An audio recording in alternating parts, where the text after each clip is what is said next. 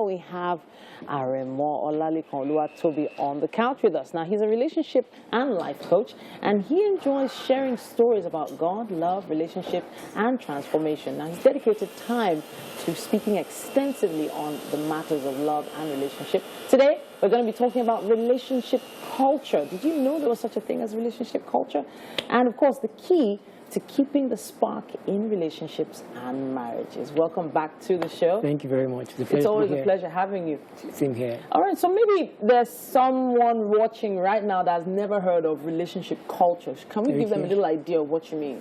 Okay, so what we're talking about today about relationship culture is basically the routine, a set of routines that a couple have decided to operate with within the boundaries of their relationship. Okay. So that is something that is custom made for them as a people. Okay. You know, usually advise people to avoid doing copy and paste of other people's relationship. Okay. It's important people are able to draft what works for them as a couple and create a routine out of that. Okay. So that is basically what a relationship culture covers. All right, so what do you think determines it? Is it individual backgrounds, or is it just social norms, or maybe the environment?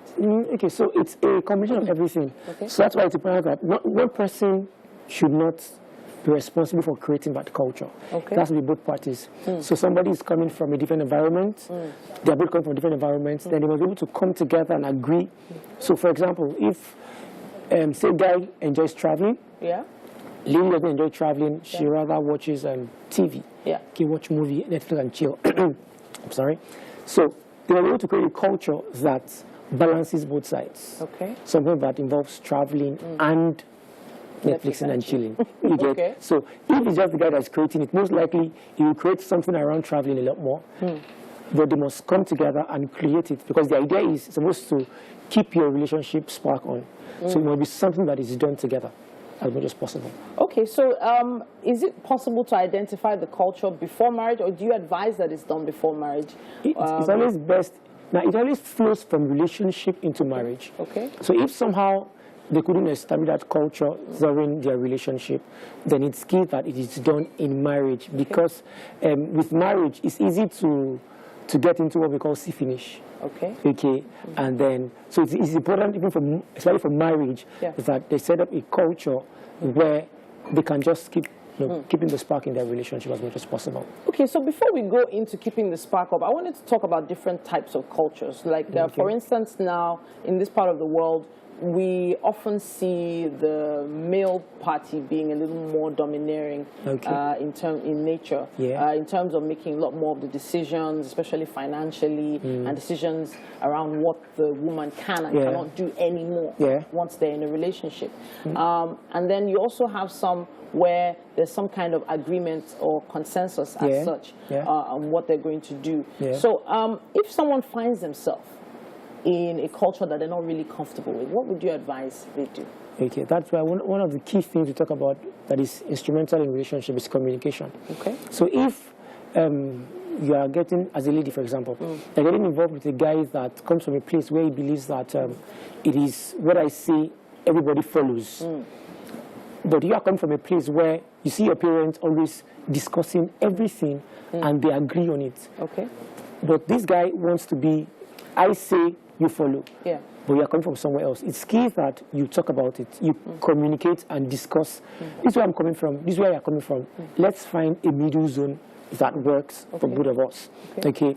Now, but if that discussion doesn't happen before marriage and they get into marriage, there'll be some level of conflict. Because two things, conflict, or the lady just becomes dormant, in that she just accepts whatever comes. But inside, she's very unhappy because she wants to say something, but she can't say anything.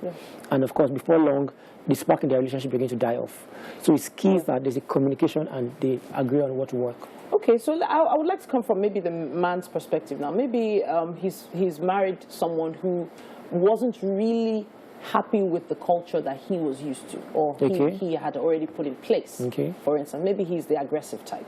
And he notices, as you said, that she's not really that happy. What do you think the person should do in order to, make some changes? Okay, so the guy should have a sit down with the lady and let her understand where it's coming from. Okay. And then emphasize that he wants a happiness in the relationship. And then together, they can now map out what works.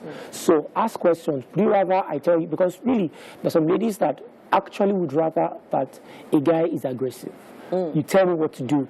Don't wait for me. Don't come and ask me questions. Don't let us discuss it. Tell me what to do, and then I move. So some ladies can be like that. But if she's somebody but she's not happy about it, then have a discussion with her.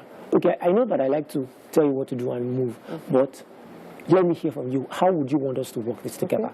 And then together they can process it and find what works. When it comes to the spark, yeah, what do you think has been killing it as quickly as possible? What has been killing the spark?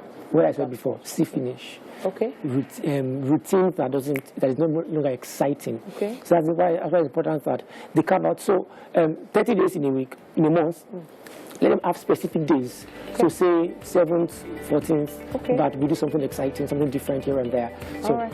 Just make something to do with that.